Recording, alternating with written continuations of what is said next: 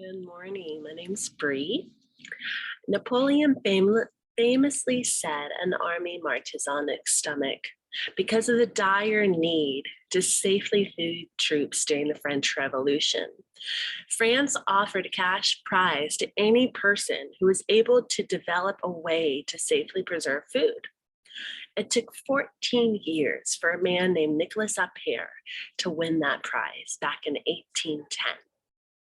After years of experimentation, he was able to develop a technique of putting food in jars and boiling it at a high temperature in order to maintain food for a longer period of time. I have taught people how to safely preserve all sorts of types of food since about 2017. Whether you realize it or not, every day most people are eating fermented or other types of preserved food, from coffee to chocolate to cheese and wine. The world is full of preserved foods. And by learning the foundational approaches to food preservation, we can gain a better understanding of how to safely prepare food and just more about the food and the science behind it. In this speech, I will go over what encompasses food preservation, along with some of the science and techniques behind it. So let's start with, what is food preservation? Food preservation has an ancient and rich history that spans the globe. This includes canning, pressure canning, freeze drying, drying, freeze drying, pickling, curing, fermenting, brewing, smoking, charcuterie, cheese making, and emergency food storage. And a lot of times the main concern people have is whether it's safe to do themselves, especially when it comes to canning. And safety can really generally be summed up, or like the concerns about safety, in one word, and that word is botulism. Many people are afraid to can because they're afraid of potentially causing botulism to occur in the food.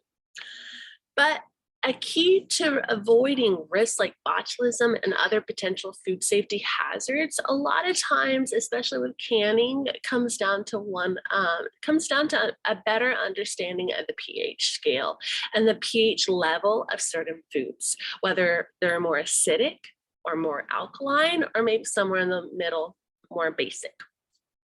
So now that I've talked a little bit about food preservation and its safety concerns, let's discuss fermentation specifically. Fermented foods are those produced with the help of microbes, good beneficial bacteria, yeast, and molds that help to preserve food, changing its texture, of course, its flavor, and even the aroma. Imagine like sauerkraut or a pickle, that beautiful tang of the taste and the smell, and the crisp, crunchy then.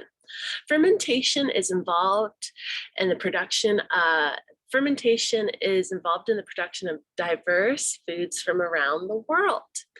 Different cultures have different fermentation traditions based on the sources of the nutrition within their diets. Examples include sauerkraut, kimchi, miso, kombucha, tempeh, sourdough bread, yogurt, and much, much more. Now that we have discussed some aspects of fermentation, let's talk about canning methods and the latest science behind it. The Penn State website shows various canning methods that are safe to use today. And like I started my speech off with, canning methods have been around since about 1810, since the time of Appert, when he began boiling food to a certain temperature within jars. Though this method is still used today in a more modern form, new methods and innovations are coming about. In recent years, a method known as steam canning was recently approved by the Cooperative Extension programs. This method allows people to can food at low with using less water and in a quicker time. This is important to me, I feel like, because water will become more of a scarcity in the future. So methods like this are really helpful because the old method of water bath canning, which is still safe to use today, uses a lot of water and it takes a lot of time. So steam canning is a great innovation that has come about. I hope that you have enjoyed my talk about food preservation and its rich history that does really span the world. Many food preservation techniques are simple, and an individual can learn more about their food and the safety behind it by exploring this rich culinary world. And remember, canning and food preservation may seem a little bit boring, but look at Andy Warhol. Most of his career was built upon as a can of soup.